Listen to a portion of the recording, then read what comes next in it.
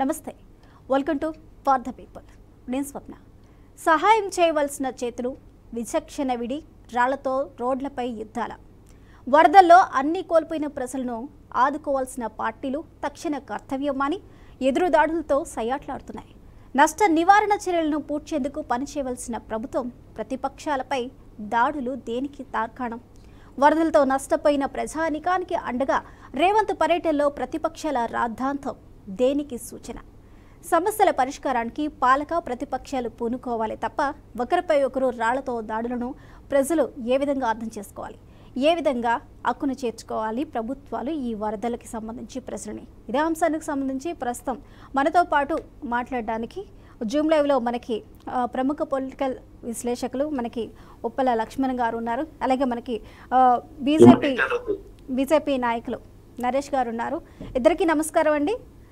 అలాగే మనకి నమస్కారం అండి. అలాగే మరి కాసేపట్లో మనకి కాంగ్రెస్ మహిళా నాయకురాలు సుజాత గారు, అలాగే మనకి బీఆర్ఎస్ నేత అరవింద్ గారు కూడా యాడ్ అవుతారు.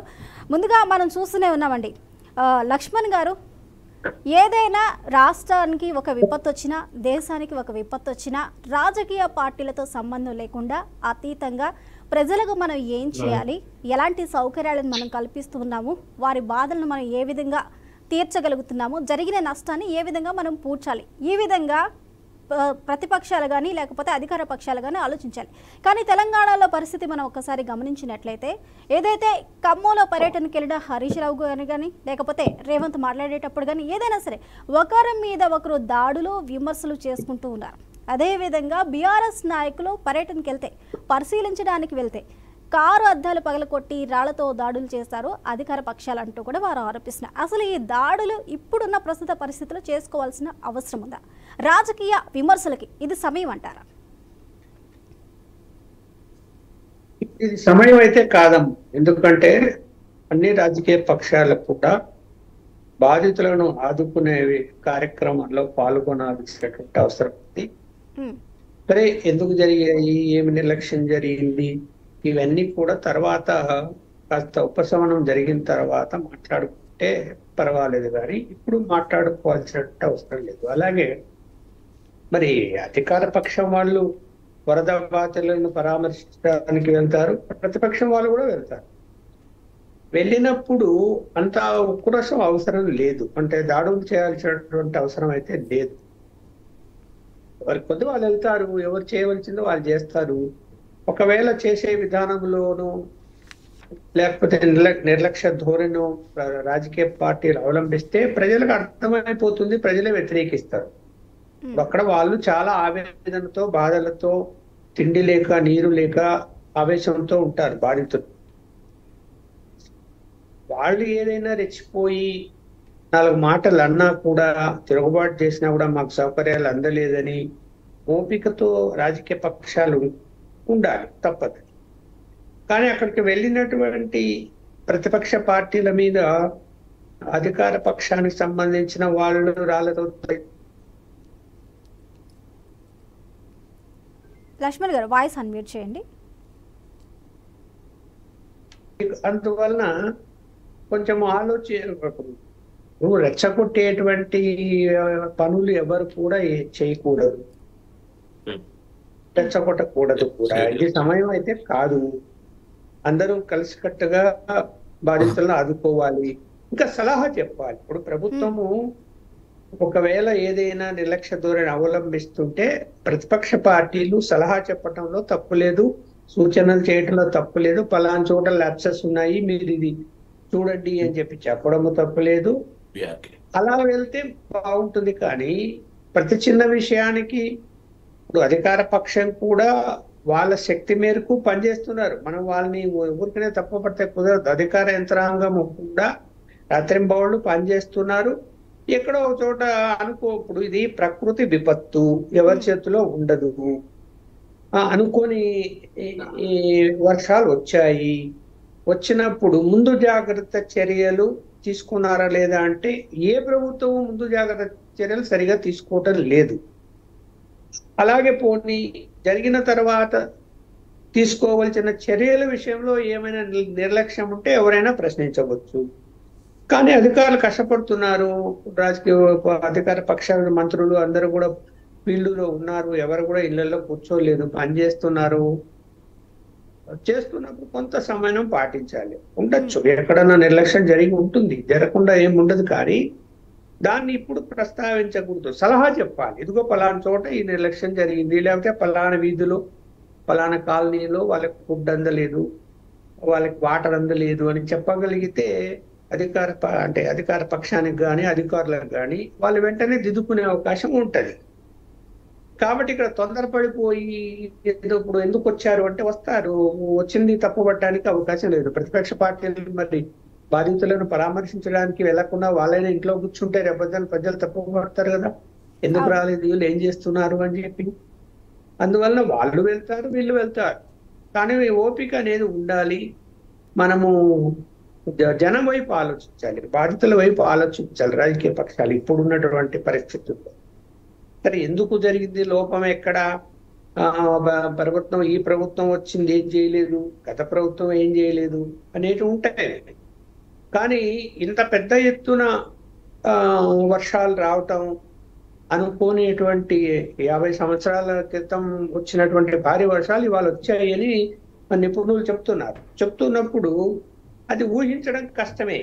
ఇప్పుడు ఈసారి ఎలా ఉందంటే, ఈ యొక్క కరోనా వచ్చిన తర్వాత మరి ప్రభావం ఏమిటో నాకు అర్థం కాలేదు, కానీ ప్రపంచవ్యాప్తంగా కూడా వాతావరణంలో చాలా మార్పులు వచ్చాయి.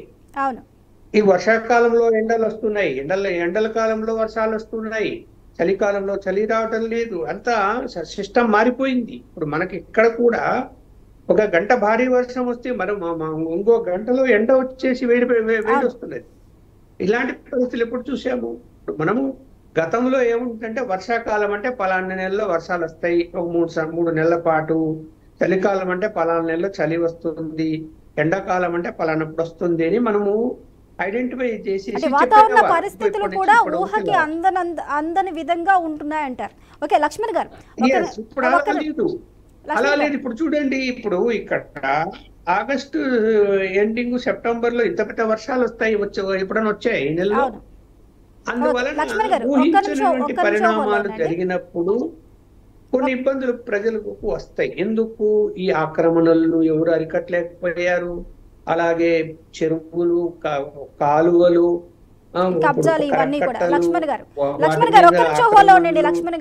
రిపేర్లు చేయటం లేదు, ఎప్పటి నుంచో వినిపిస్తున్నాయి.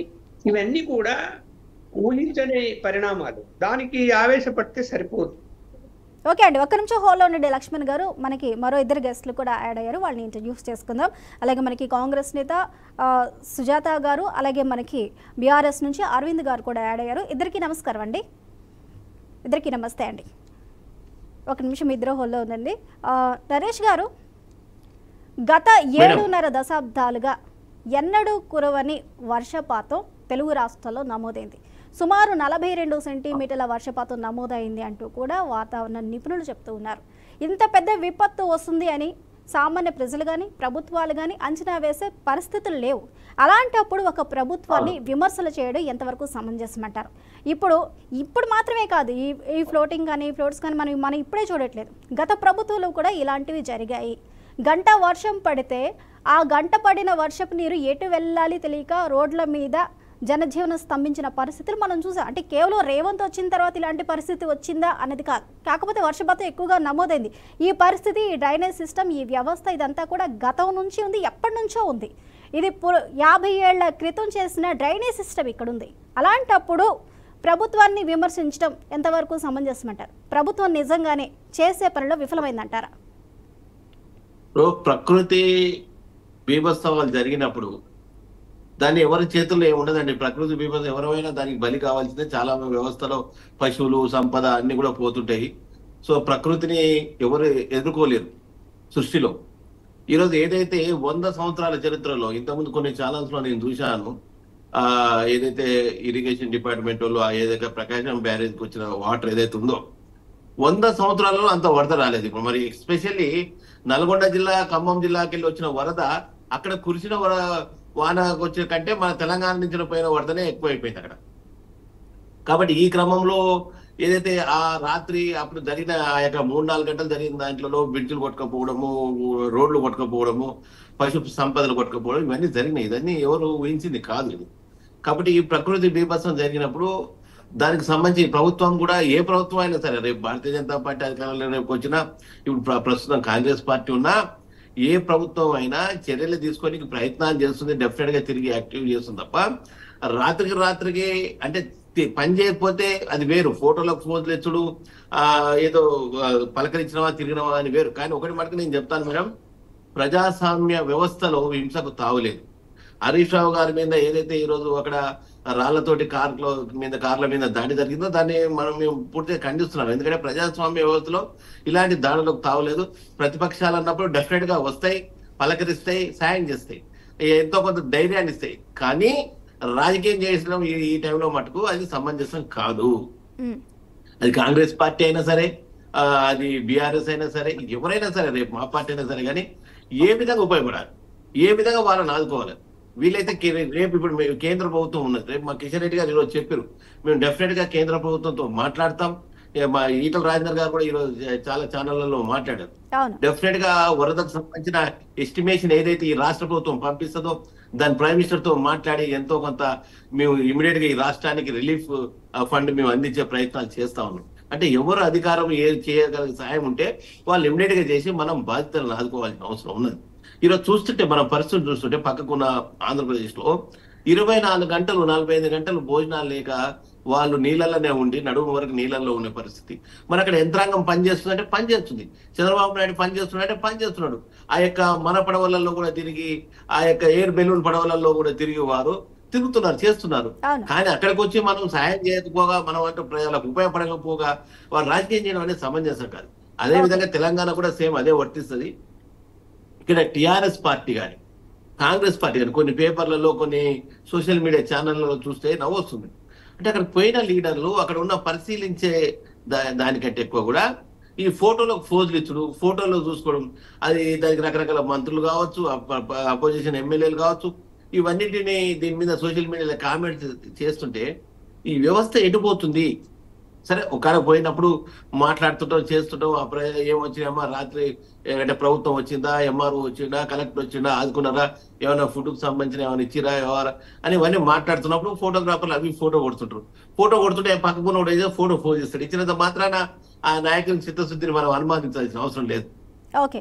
అయితే అక్కడ ప్రజలకు సంబంధించి ఈ రోజు ఏదైతే ఖమ్మంలో జరిగిందో, ఖమ్మంలో వారు ఇద్దరు మధ్యన జరిగిన తవ్వు వారి యొక్క ఉనికి కోసం చేసుకుంటున్న తప్ప ప్రజలకు సేవ చేయాలనే ఉద్దేశంతో కాదు. దాన్ని నేను నిజంగా రెండు పార్టీలను ఖండిస్తున్నాను. ఏదైతే భారతీయ రాష్ట్ర సమితి ఉన్నదో కాంగ్రెస్ పార్టీ యొక్క వ్యవహారం కూడా నేను ఖండిస్తున్నాను అక్కడ. ఎందుకంటే అక్కడ పోయిన నాయకులను కూడా సరే నిజంగా వాళ్ళకి భద్రత కల్పించాల్సిన కంటే వాళ్ళ అంగరక్షకులు వాళ్ళు ఉంటారు. ఇప్పుడు ప్రజలను కాపాడుకోవాల్సిన అవసరం ఉన్నది. అక్కడ పోయి విమర్శలు చేయడం, ఈ టైంలో విమర్శ చేయడం కరెక్ట్ కాదు. అదే విధంగా దానికి ఓపిక లేక అంతలోనే వాళ్ళ మీద రాళ్ల దాడి చేయించడం కార్యకర్తలతో ఇది కూడా సమంజసం కాదు. ఎందుకంటే నిన్న పొంగులేటి శ్రీనివాస్ రెడ్డి గారు ఉన్నారు. వారు పరిశీలనకు పోయి పాపం ఎక్కి బైక్ మీదకి వెళ్ళి కింద పట్టరు, వాడు కాలు కూడా గాయమైంది చూసినాం.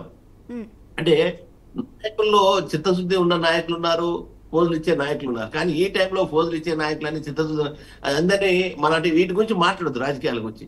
ఇప్పుడు మనకి వీలైతుందా? బీఆర్ఎస్ నుంచి ఏం చేయగలుగుతాము, అదేవిధంగా కాంగ్రెస్ పార్టీ ఏం చేయగలుగుతుంది, భారతీయ జనతా పార్టీ ఏం చేయగలుగుతుంది, స్వచ్ఛంద సంస్థలు ఏం చేయగలుగుతున్నాయి, ఎవరెవరు ఏం చేయగలుగుతారు? ఎందుకంటే పశు సంపద పోయి, ఇండ్లు పోయి, అన్ని పోయి ఆగమాగం అయిపోయి వ్యవస్థలో ఈ రోజు ఉన్నప్పుడు ఇది సమంజసంగా భారతీయ జనతా పార్టీ ఇలాంటి రాజకీయాలు ఎంకరేజ్ చేయరు.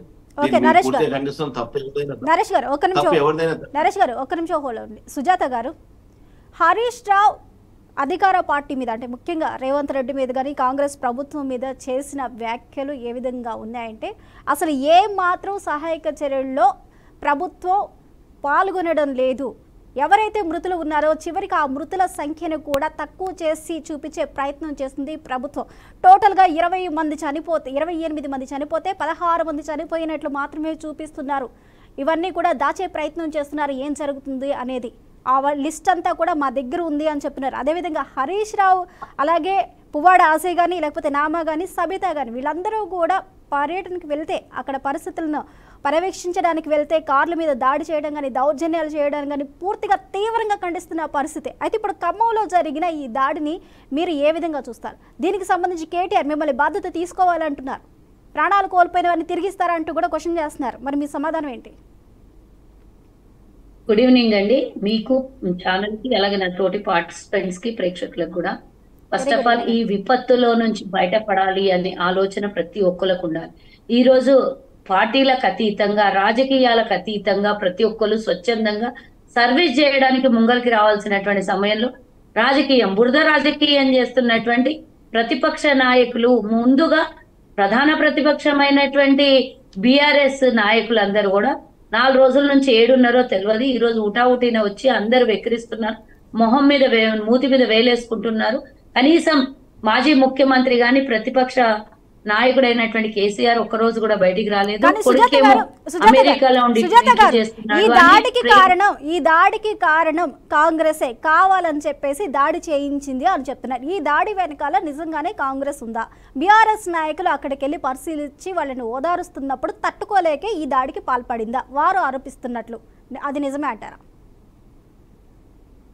ఒకటి గుర్తుంచుకోవాలి, మర్చిపోయినట్టున్నారు, నిన్న ముఖ్యమంత్రి గారు అందరినీ పిలుపునిచ్చారు, మీరందరు రండి, అందరు సహాయక చర్యల్లో పాల్గొనండి, ప్రతిపక్షమా అధికార ప్రభుత్వమా అనేది కాకుండా ప్రతిపక్షమే ముందుండాలి ఇలాంటి సమయంలో అని రేవంత్ రెడ్డి గారు పిలుపునిచ్చారు. అవును, పిలుపునిచ్చిన మేమే ఈ రోజు వారికి ఎదురుదాడి చేస్తాం అనుకుంటే, ఏది జరిగినా కాంగ్రెస్ చేయించి, ఏది జరిగినా అధికార ప్రభుత్వమే చేయించింది అని గత ప్రభుత్వంలో వాళ్ళు చేసినవన్నీ వాళ్ళు నెమరవేసుకొని ఈ రోజు మా మీద దుమ్మెత్తి పోస్తున్నారు అని అంటే ఈ రోజు ఎంతవరకు కరెక్ట్? ఇది ఈ రోజు విపత్తుతో తాండవం ఆడుతున్నటువంటి ఖమ్మం గాని, నల్గొండ గాని, ఉమ్మడి వరంగల్ జిల్లా గాని, అక్కడ ఏ విధంగా అయితే ప్రజల్ని సేవ్ చేయగలుగుతాము, ఏ విధంగా అయితే ఆ విపత్తు నుంచి బయట పడేయగలుగుతామని ప్రతి ఒక్కరు తర్జన భర్జన అయి తలమునుకలై పనిచేస్తుంటే అధికారులు, మంత్రులు, ఎమ్మెల్యేలు, అలాగే ముఖ్యమంత్రి గారు 2 రోజుల నుంచి నిన్న నుంచి అక్కడే ఉండి అన్ని పర్యవేక్షించి ప్రతి ఒక్కటి ఇమీడియట్ గా రియాక్ట్ అయ్యి ఇమీడియట్ గా యాక్షన్ ప్లాన్ లోకి దిగుతున్నటువంటి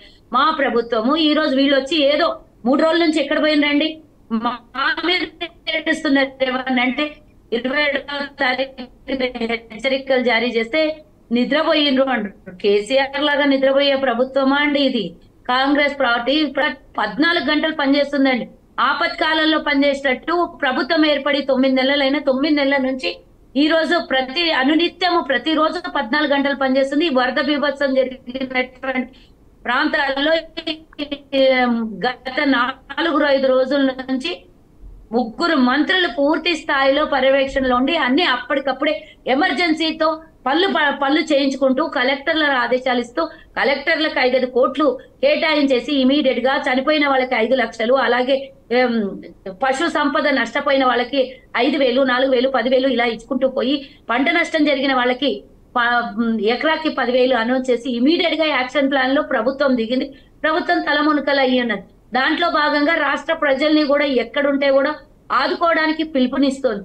అలాంటిది ఈ రోజు వాళ్ళు ఏదో షో పుటప్ చేసి ఈ రోజు వచ్చి నన్ను అడిగితే అయితే వాళ్ళే చేయించుకున్నారేమో ఈ దాడి, మేమేమో పనులున్నాం, వాళ్ళేమో డ్రామాలు చేయడానికి వచ్చారు కాబట్టి వాళ్ళు చేసుకున్నారేమో. ఇది కాంగ్రెస్ మీద ఎందుకు దుమ్మెత్తి పోస్తున్నారు? ఇంకెవరన్నా ఉండొచ్చు, పట్టుకుంటాడు. ఎవరు కాంగ్రెస్ వాళ్ళు చేపించిండ్రా? కాంగ్రెస్ కార్యకర్తలు ఉన్నారు, ఎవరున్నారో పట్టుకున్న తర్వాత మాట్లాడు. ఏది వస్తే అది, ఎప్పుడు వస్తే అప్పుడు, ఎలా వస్తే అలా కాంగ్రెస్ మీద బురద చల్లడం అవసరమా? ఇప్పుడు అసలు బురద చల్లే కార్యక్రమమా? బురద రాజకీయం చేసే అవసరమా?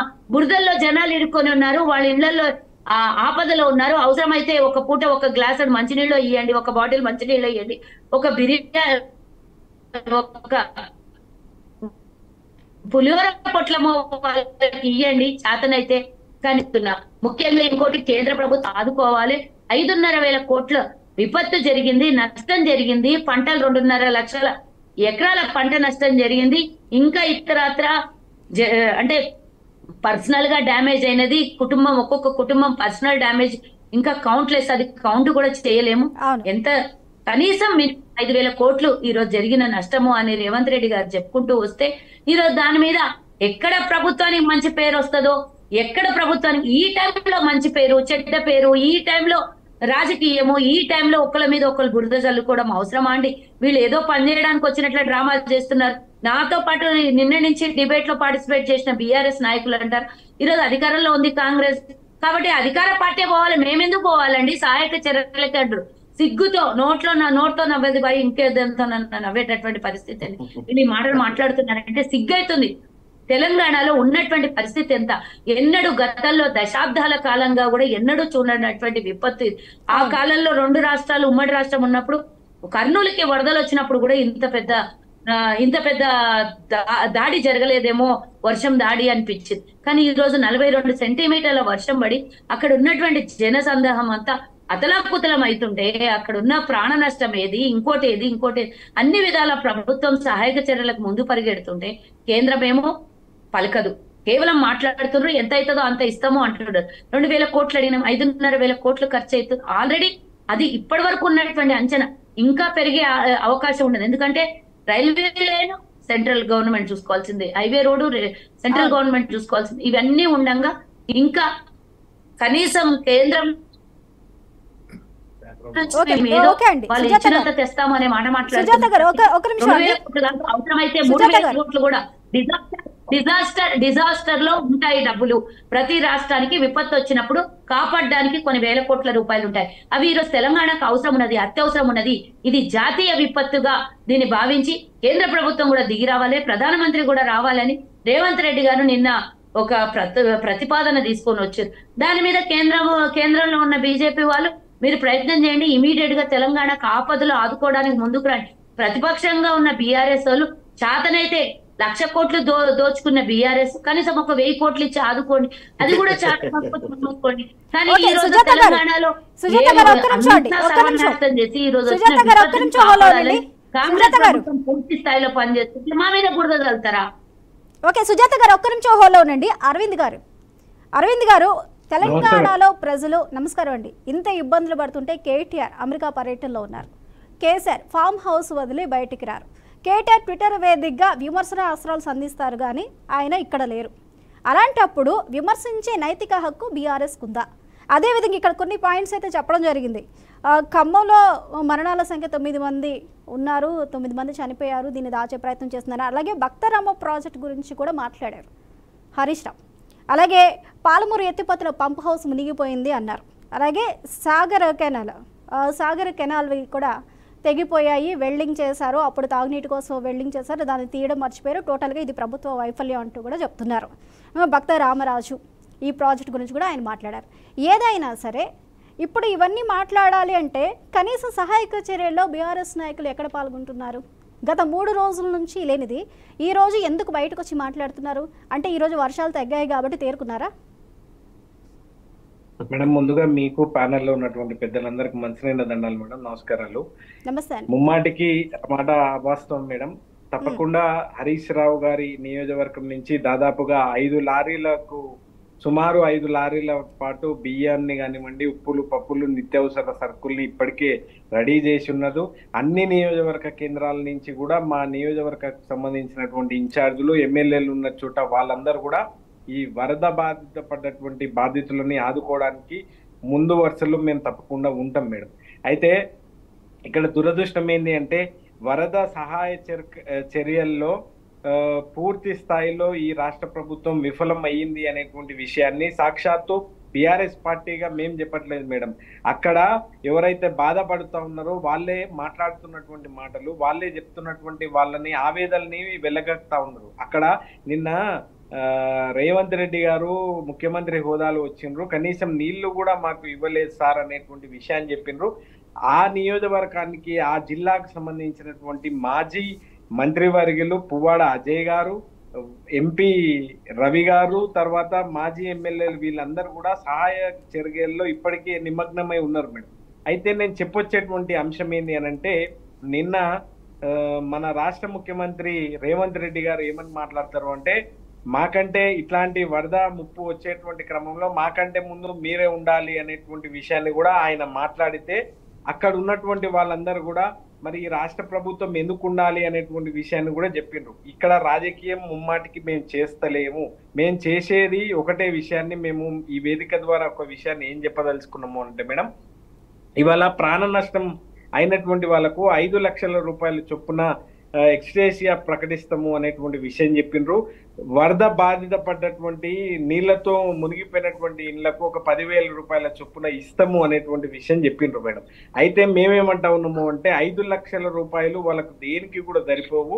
ఒకవేళ వరద దాంట్లో మృతి చెందినటువంటి వాళ్ళు మళ్ళీ తిరిగి రారు కాబట్టి ఆ కుటుంబం రోడ్ల పడేటువంటి అవకాశం ఉంటుంది కాబట్టి వాళ్లకు కనీసం 25 లక్షల చొప్పున ఇవ్వాలి అనేటువంటి డిమాండ్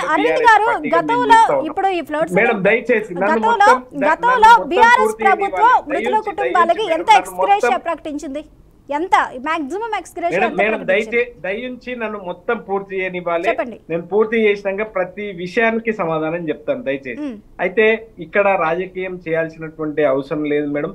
ఇక్కడ మానవత్వం ఉండాల్సినటువంటి అవసరం మాత్రం ముమ్మాటికి ఉంటది. ఈ సందర్భంలో ఎవరైనా కూడా సరే వాళ్ళు ఎవరైనా కావచ్చు కాక ఈ రాష్ట్రంలో లేకుంటే ఈ సువిశాలమైనటువంటి భారతదేశంలో ఎవరు కూడా ఇట్లాంటి విపత్తు ఎక్కడ జరిగినా కూడా ప్రతి ఒక్కరు స్పందించి వాళ్ళకు తోచిన సహాయం ఎవరైనా చేస్తారు మేడం.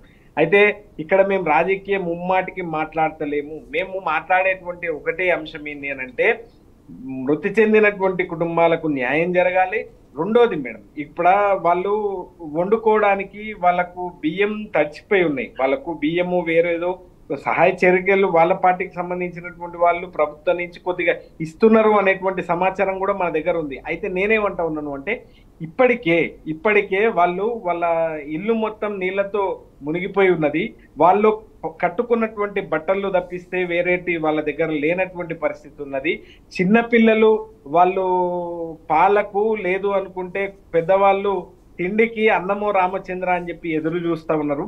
ఈ పరిస్థితుల్లో మీరు ఒక ఫుడ్ ప్యాకెట్లు కూడా ఏర్పాటు చేస్తే మంచిది అనేటువంటి విషయాన్ని మాత్రమే చెప్పినాం. కానీ వేరొక రాజకీయం మేము మాట్లాడాల్సినటువంటి సందర్భం అయితే ఇప్పుడు కాదు మేడం. ముమ్మాటికి మేము రాజకీయం మాట్లాడము. బురద జల్లేటువంటి రాజకీయం ఎవరు చేస్తారు అని అనుకుంటే తప్పకుండా తెలంగాణ ప్రజలకు ముమ్మాటికి తెలుసు. ఇవాళ ఖమ్మంలో ఉద్రిక్తతకు ఎవరు దారి తీసిండ్రు మేడం? ఖమ్మంలో జరిగినటువంటి బీఆర్ఎస్ పార్టీకి సంబంధించినటువంటి వాహనాల మీద దాడి ఎవరు చేసిండ్రు మేడము అనేటువంటి విషయాన్ని యావత్ తెలంగాణ యావత్ భారతదేశం మొత్తం చూస్తా ఉన్నది మేడం. అయితే నేను చెప్పేసేటువంటి అంశం ఏంటి అని అంటే సరే హరీష్ రావు గారు ఇవాళ కేటీఆర్ గారు వర్కింగ్ ప్రెసిడెంట్ గారు లేరు కాబట్టి హరీష్ రావు గారు బయలుదేరిండ్రు. అక్కడ జరిగినటువంటి ముప్పు గ్రామాలకు చూసే వచ్చేటువంటి కార్యక్రమంలో ఆయన పోతే ఇవాళ రాళ్లతో కొట్టేటువంటి ప్రయత్నం, రాళ్లతో దాడి చేసేటువంటి ప్రయత్నం కూడా మీరు టీవీలలో మీరు చాలా స్పష్టంగా చూసిండ్రు.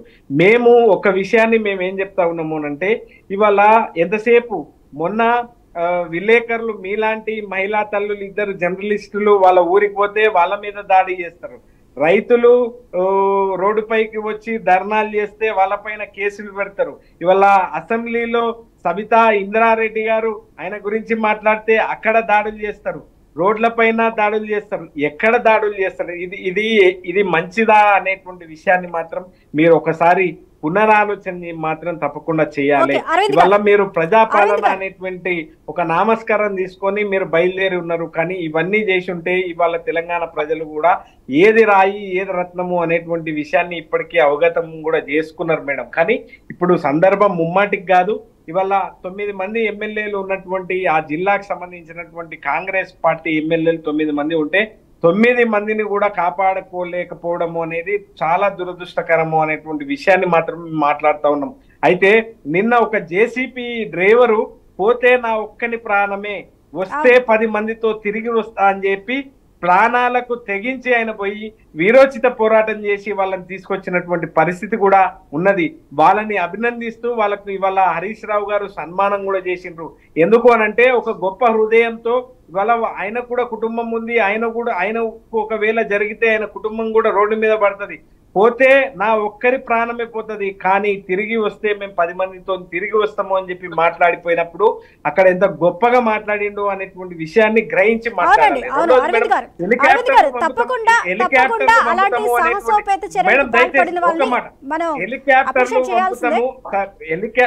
వినాలి మేడం, దయచేసి దయించి ఒక్క మాట నన్ను మొత్తం పూర్తి అనివ్వాలి. హెలికాప్టర్లు పంపుతాము అన్నారు, హెలికాప్టర్లు పంపలేదు. సహాయ చర్యలు చేపడతాము అన్నారు, అవి చేయలేదు. రెండోది మేడం, ఇవాళ కేంద్రం నుంచి కూడా 8+8 16 0 కనిపించింది. మన రాష్ట్రానికి రావాల్సినటువంటి బడ్జెట్ లో 0నే ఉన్నది. ఇవాళ ముప్పుకు గురైనటువంటి ప్రాంతాల్లో సహాయ చర్యలు చేపట్టాల్సినటువంటి అవసరం ఉన్నప్పుడు అన్ని రాష్ట్రాలకు, మన తెలంగాణకి ఏం కాదు, పక్క రాష్ట్రం ఆంధ్రప్రదేశ్ లో కూడా అక్కడ నష్టం జరిగింది, అక్కడ ఇస్తలేదు, ఇక్కడ ఇస్తలేదు.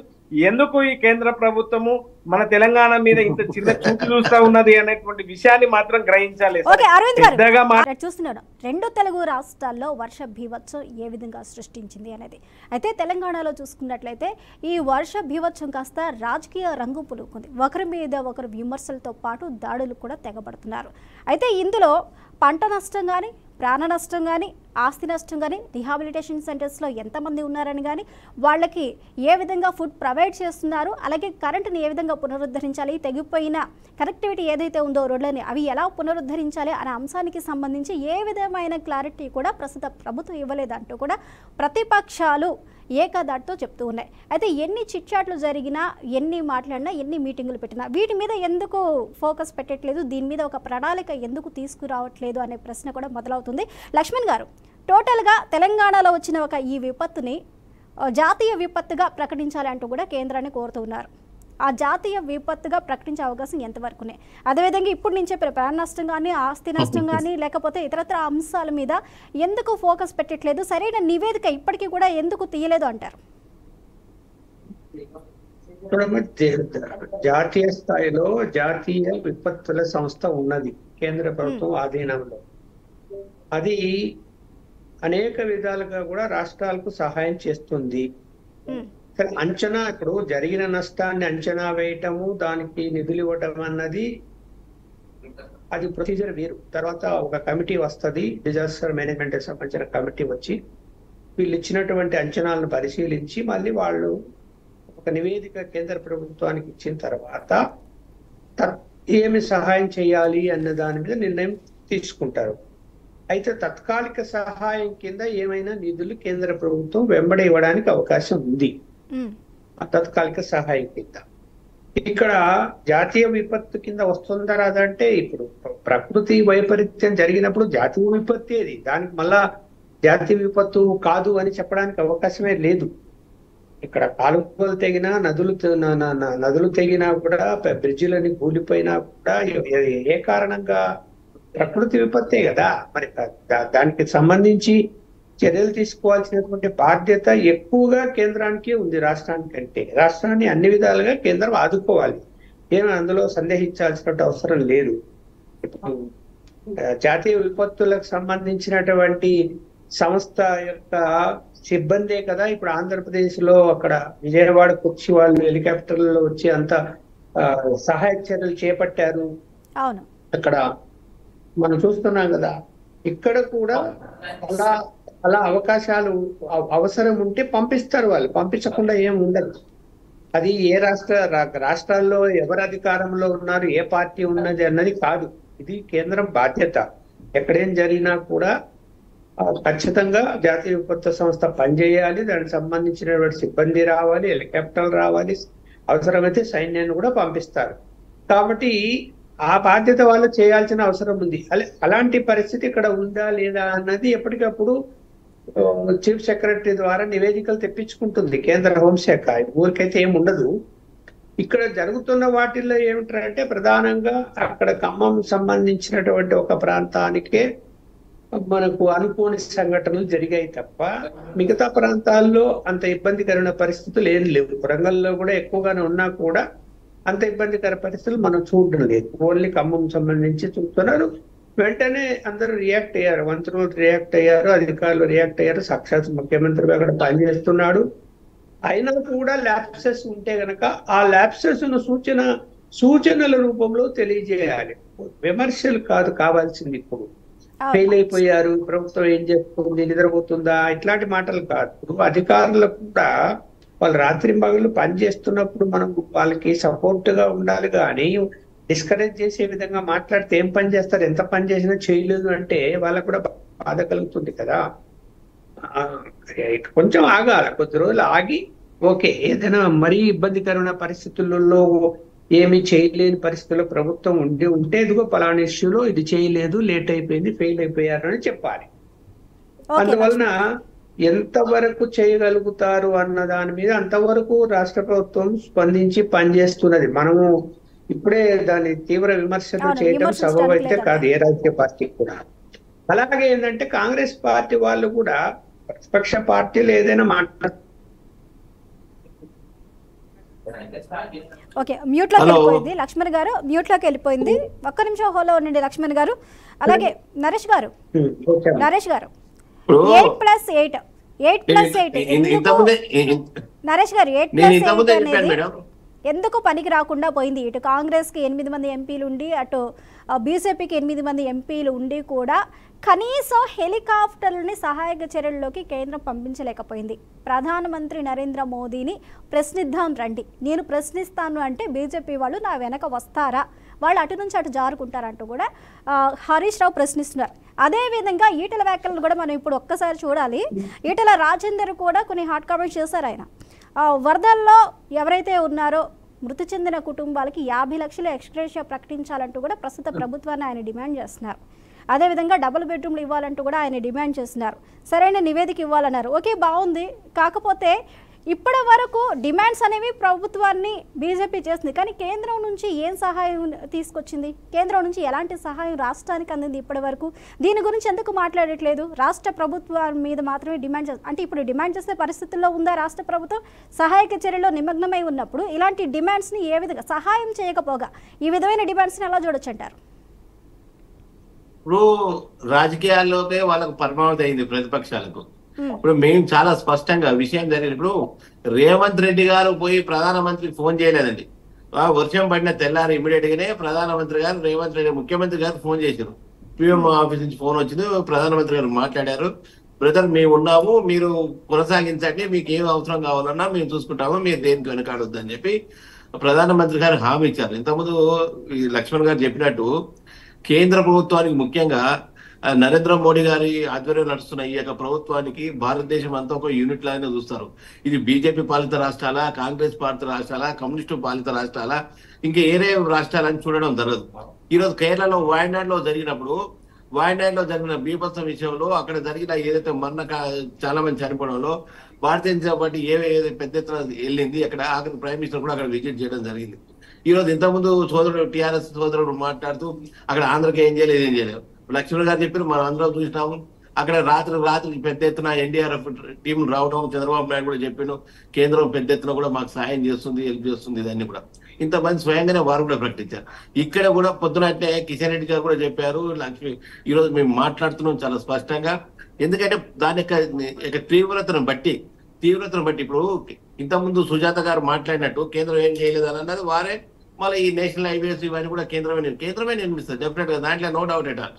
కాబట్టి ఈ యొక్క డ్యామేజ్ ఏదైతే ఉన్నదో దీనికి సంబంధించిన ఏదైతే టీమ్స్ వస్తున్నాయి, టీమ్స్ ప్రభుత్వం తెలంగాణ ప్రభుత్వం ఇమీడియట్ గా, ఎందుకంటే ఈ యొక్క అంచనా వేసే వాళ్ళు వేరుంటారు, ఫీల్డ్ లో తిరిగి పనిచేసే వాళ్ళు వేరుంటారు. ఫీల్డ్ లో తిరిగి పనిచేసే పోలీసు యంత్రాంగం కావచ్చు, మనకు సంబంధించిన వాలంటీర్స్ కావచ్చు, ఆఫీసర్ కావచ్చు. అదేవిధంగా ఈ యొక్క ఎంతెంత డ్యామేజ్ అయింది, పశు సంపద ఎంత అయింది, ఇండ్లు ఎంత డ్యామేజ్ అయింది, ఎంతమంది చనిపోయారు, ఈ అంచనా వేసే యంత్రాంగం ఇదంతా వీళ్ళు పంపించిన రిపోర్టు ప్రకారంగా, అంటే వీళ్ళు పంపిస్తే దీనికి సంబంధించి ఇమీడియట్ గా టీమ్స్ రావడము, ఆ రిపోర్టింగ్ అంచనా వేయడం, త్వరలోనే దానికి సంబంధించిన రిలీఫ్ ప్రభుత్వము, ఈ రాష్ట్ర ప్రభుత్వము ఇమీడియట్ గా దానికి సంబంధించిన రిలీఫ్ ఫండ్ నుంచి కానీ రాష్ట్ర ప్రభుత్వం ఉన్న బడ్జెట్ నుంచి కూడా వాడుకొని కేంద్ర ప్రభుత్వం నుంచి వచ్చిన ఫండ్ మళ్ళీ తర్వాత దాంట్లోకి మళ్ళించుకోవచ్చు. అయితే ఓన్లీ కేంద్ర ప్రభుత్వం వచ్చిందాకనే మనం అన్నం తినకుండా ఉంటామా? ఉండమే కదా. ఇమీడియట్ గా మనం అయితే మన దగ్గర ఇంట్లోనే అయితే ఏదో వంట చేసుకుని అయితే తింటాం కదా. కాబట్టి ముందు రాష్ట్ర ప్రభుత్వం దగ్గర ఇమీడియట్ గా రాష్ట్ర ప్రభుత్వం ఫండ్స్ ఉంటాయి, అండ్ ఉంటాయి. కేంద్ర ప్రభుత్వం కూడా చెప్తూనే ఉంది, ఇమీడియట్ గా టీములు పంపిస్తాం, అంచనా వేయండి, దాని ప్రకారం మేము సాయం చేస్తామని. ఇక్కడ రాజకీయం ముఖ్యం కాదు. సరే, ఈ రోజు ఈటల రాజేంద్ర గారు అన్నట్టు మరి సరే వారు 50 లక్షలు డిమాండ్ చేయడం సందేహం, దాంట్లో ఎలాంటి డౌట్ లేదు. ఎందుకంటే ప్రాణ నష్టం చాలా పోతే, ఆ ఇంటికి సంబంధించిన యజమాని పోతే చాలా ఇబ్బందికరం. ఆ ఇండ్లు పోయిన వాళ్ళకి నిజంగా ప్రభుత్వం ఏమంటుందంటే ఈ పూర్తిగా కొట్టుకపోయిన వాళ్ళకి డబుల్ బెడ్రూమ్ ఇల్లు ఇమీడియట్ గా కేటాయించాలి, లేకపోతే అప్పటి వరకు వాళ్ళకి ఎక్కడైనా అడ్జస్ట్ చేసి వాళ్ళకి సాయం చేయాలి. అంతేగాని మరీ 4 లక్షల నుంచి 1 లక్ష పెంచి 5 లక్షలు నేను ఇస్తున్నాం అని చెప్పడం సమంజసం కాదు. ఇక టీఆర్ఎస్ వాళ్ళు అన్నట్టు వాస్తవ పొజిషన్లు ఏదైతే ఈ యొక్క వానల ఈ యొక్క ఏదైతే ఈ యొక్క ఈ వరదల్లో కొట్టుకపోయిన ఎంతమంది చనిపోయారు వాస్తవంగా. ఇవన్నీ కూడా ప్రభుత్వం దాచవలసిన అవసరం ప్రభుత్వానికి లేదు, ఉండకూడదని నేను అనుకుంటున్నాను. ఎందుకంటే దాచాల్సిన అవసరం ఏమున్నది అక్కడ సీఎం రేవంత్ రెడ్డి ఇంట్లోకి వెళ్ళి ఇస్తారంటే ఇంకొక ఆయన ఇంట్లోకి వెళ్ళి ఇస్తారు. ఏదైనా ప్రభుత్వం సొమ్మే, ప్రజలు కడుతున్న వచ్చిన ఫండ్స్ తోటి వచ్చింది, అది కేంద్ర ప్రభుత్వం అయినా రాష్ట్ర ప్రభుత్వం డబ్బులైనా. కాబట్టి వాస్తవంగా జరిగిన ఎవరు కూడా విక్టిమ్స్ ఎవరైతే ఉన్నారో నిజంగా దానికి బలైన వాళ్ళని వాస్తవాలు బయటపెట్టాలి, పశు సంపదాన్ని బయటపెట్టాలి. ఇక్కడ నేను సుజాత గారు కానీ సోదరుడు అరవింద్ గారు కానీ చెప్పేది ఏంటంటే ఈ టైంలో మనం రాజకీయాలు మాట్లాడడం ముఖ్యం కాదు. డెఫినెట్ గా మనం ఈ రాష్ట్రం యొక్క అభివృద్ధి కోసం పోరాటం చేయాల్సిన అవసరం ఉన్నది. ఈ యొక్క ఫండ్స్ కోసం డెఫినెట్ గా మా ఎంపీలు 8 మంది ప్రయత్నం చేస్తారు. మేము ఎవరెంకనో పట్టుకొని పోవాల్సిన అవసరం మాకు లేదు. ఎందుకంటే ఏం లేనమ్మా ఎగిరెగిరి పడతాను. హరీష్ రావుకి ఎవరు లేరు కాబట్టి ఆయనకు అసలు పార్లమెంట్ ఈరోజు లోక్సభలో రిప్రజెంటేషన్ లేదు కాబట్టి ఆయన మాట్లాడుతున్నారు న్యాయమంటే వస్తున్నారు. ఆయన తీసుకుపోయి అర్హత ఆయనకు ఎక్కడ ఉన్నది ఆయన మాట్లాడు.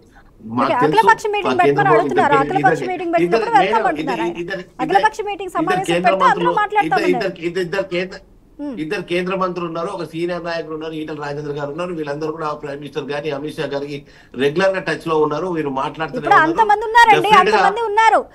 నరేష్ గారు అంతమంది ఉండి కూడా లాస్ట్ బడ్జెట్ లో తెలంగాణకి తీసుకొచ్చింది ఏమీ లేదు, జీరో బడ్జెట్ చూపించారు. మరి అంతమంది బీజేపీ నాయకులు అప్పుడు ఉన్నారు, ఇప్పుడు ఉన్నారు కదా. ఎవరన్నారండి జీరో లేదని? మీరు మీరు ఒక యాంకర్ అయి అట్లా మాట్లాడడం సమంజసం కాదు. చెప్పండి మరి ఎంత తీసుకొచ్చారు లాస్ట్ బడ్జెట్ లో తెలంగాణకి కేటాయించింది ఎంత? ఏమొచ్చిందండి? ఒక్క నిమిషం అండి, ఒక్క నిమిషం. పథకాలు వైజ్ ఏవైతే ఇచ్చారో ఉమ్మడి పథకాలు ఇచ్చారు, ఉమ్మడి పథకాలు మాత్రమే. అది ప్రతి రాష్ట్రంలో ఉన్న ఉమ్మడి పథకాలకి ఏదైతే ఉందో బీజేపీ ఉమ్మడి పథకాలకి ఇచ్చింది. కానీ కొన్ని ప్రాజెక్టులకు ఇచ్చిన హామీల ప్రకారం కానీ విభజన హామీల ప్రకారం కానీ తెలంగాణకి ఎటువంటి నిధులు కేటాయించలేదు. కేంద్ర పథకాలకు సంబంధించి నిధులు అయితే ఇచ్చారు, అది టోటల్ గా కామన్ గా వచ్చేవి. ఇప్పుడు ఆ బడ్జెట్ కి సంబంధించిన వ్యవహారాలు పోవాలంటే చాలా డెప్త్ గా పోవాల్సి వస్తుంది. ఇప్పుడు మనకున్న టైం కాదు. రైల్వేకి సంబంధించిన పెంచడము, రోడ్లు అవన్నీ కూడా పెంచడము, అన్ని రకాల కూడా పర్సెంటేజ్ కూడా పెంచడం జరిగింది. మీకు ఎంతసేపు ఏం కనిపిస్తుంది? పక్కకున్న ఆంధ్రప్రదేశ్ వాళ్ళే కనిపిస్తున్నారు. అక్కడ రాష్ట్రానికి వాళ్ళకు ఒక రాజధాని, హైదరాబాద్ ఒక నిర్మాణం ఉన్నది, మనకు కాబట్టి లాస్ట్ బడ్జెట్ లో అవునన్నా కాదు అన్న తెలంగాణ రాష్ట్రంలో ఉమ్మడి పథకాలకు సంబంధించి ఇచ్చిన హామీలు కానీ లేకపోతే రైల్వే దానికి కోచ్కి సంబంధించి వాటన్నిటికీ కూడా బడ్జెట్ లో నిధులు రాలేదు అన్న మాట అయితే వాస్తవం. అది మీరు ఒప్పుకున్నా ఒప్పుకోకపోయినా. ఒక నిమిషం హోల్డ్ లో ఉండండి నరేష్ గారు. సుజాత గారు ఒక నిమిషం. నరేష్ గారు మాట్లాడతాం, బడ్జెట్ గురించి కూడా మనం ఒక్కసారి మాట్లాడదాం. ప్రతిపక్ష నాయకులాగా యాంకర్ మీరు కూడా బుడతలేని సంబంధించిన నరేష్ గారు కావాలంటే నేను మీకు రిపోర్ట్ కూడా ఇస్తాను. లాస్ట్ బడ్జెట్ నేను మీకు సెండ్ చేయమంటే చేస్తాను కూడా. ఒక్క నిమిషం హోల్డ్ లో ఉండండి నరేష్ గారు. ఒక్క నిమిషం అండి, ఒక్క నిమిషం హోల్డ్ లో ఉండండి. సుజాత గారు రాష్ట్రాలకు ఏమేమి వచ్చిందో కూడా చూసుకుందాం. ఓకే, అన్ని రాష్ట్రాలకు కూడా ఇవ్వలేదండి. కొన్ని రాష్ట్రాలకు మాత్రమే వచ్చాయి, అన్ని రాష్ట్రాలకు కూడా ఇవ్వలేదు. వాళ్ళకి రాజధాని లేక వాళ్ళ 3 రాజధానులని అతలకుతలం అయిపోయి వ్యవస్థనే దెబ్బతిన్నదమ్మా. ఓకేనండి, ఓకే నరేష్ గారు ఇక్కడ కంపేర్ చేయట్లేదు. ఇప్పుడు అసలు ఏపీని మనం ఇప్పుడు కంపేర్ చేయట్లేదు. ఇప్పుడు తెలంగాణలో బడ్జెట్ లో తీసుకురాని వాళ్ళు ఇప్పుడు విపత్తుకు సంబంధించి తీసుకొస్తారా అన్నది ప్రశ్న. బడ్జెట్ ఇక్కడ ఉన్న నేతలు బడ్జెట్ లో నిధులు తీసుకురాని వాళ్ళు ఇప్పుడు ఈ విపత్తులో తీసుకురాగలుగుతారా లేదా అన్నది ప్రశ్న. దాని గురించి మాట్లాడుతున్నాము. నరేష్ గారు ఒక్క నిమిషం హోల్డ్ ఉండండి. తెల్లారి తర్వాత పార్లమెంట్ లో బడ్జెట్ పెట్టిన తర్వాత నిర్మలా సీతారామన్ గారు కూడా చాలా స్పష్టంగా తెల్లారి పార్లమెంట్ లో చాలా స్పష్టంగా చెప్పారు తెలంగాణకు ఏమేమి ఇచ్చాము, ఎక్కడెక్కడ ఇచ్చామని. దాన్ని ఫోకస్ చేసి బడ్జెట్ లో చదివినంత మాత్రాన్ని ఇవ్వలేదు అంటే బడ్జెట్ లో నిర్మలా సీతారామన్ చదవలేదు, కాకపోతే పెట్టారంటారు. ఓకే అండి, ఓకే నరేష్ గారు అందరు కూడా అడుగుతారు. తప్పకుండా నరేష్ గారు ఒక్క నిమిషం హోల్డ్ లో నుండి, మనకు సమయం తక్కువగా ఉంది. సుజాత గారు టోటల్ గా ఇప్పుడు బీఆర్ఎస్ వాళ్ళు ఏమంటున్నారు అంటే ఏ సమస్యని తెర మీదకు తీసుకొచ్చినా కేసీఆర్ వెళ్ళి నిధుల కోసం ధర్నా చేయాలి. రుణమాఫీ అడిగితే ఆ రుణమాఫీకి సంబంధించి హరీష్ రావు ఇంటింటికి వెళ్ళి ఎవరెవరికి రాలేదో ఆ లిస్ట్ అవుట్ చేసుకొచ్చి మాకు ఇవ్వాలి అని చెప్తున్నారు. ఇప్పుడు విపత్తు వచ్చింది, వరదల్లో మనుషులు కొట్టుకుపోతున్నారు, ఎంతో ఆస్తి నష్టం, ప్రాణ నష్టం జరుగుతుంది. అలాంటి పరిస్థితిని మేము ప్రశ్నించినప్పటికీ కూడా మీరు సహాయం చేయండి, మీ దగ్గర నుంచి సహాయం చేయండి అని మమ్మల్ని అడుగుతున్నారు. అలాంటప్పుడు అధికారంలో పార్టీ ఉండటం ఎందుకు అని ప్రశ్నిస్తున్నారు. అలాంటప్పుడు ఎందుకు అధికారంలో ఉండాలి? ఇప్పుడు ప్రతిపక్షంగా చెప్పలేదండి. 5,500 కోట్ల రూపాయల విపత్తు జరిగిందని కాంగ్రెస్ ప్రభుత్వము స్వయాన ముఖ్యమంత్రి గారే చెప్పారు. వీళ్ళు చెప్పాల్సినటువంటి అవసరం లేదు, ప్రభుత్వం దాచిపెట్టాల్సినటువంటి అవసరం లేదు. ప్రభుత్వం ఇది ఒక రకంగా చెప్పాలంటే ప్రభుత్వం తీసుకొచ్చినటువంటి విపత్తు కాదు, ఇది జరిగినటువంటి విపత్తుకి మనం అందరం కలిసికట్టుగా పనిచేయాలని ప్రభుత్వం పిలుపునిస్తే రాజకీయంగా బురదగలుతున్నటువంటి ఈ పార్టీకి ఇంకేం మాట్లాడతారండి? ఒకటి గుర్తుంచుకోమని చెప్పండి వీళ్ళకి.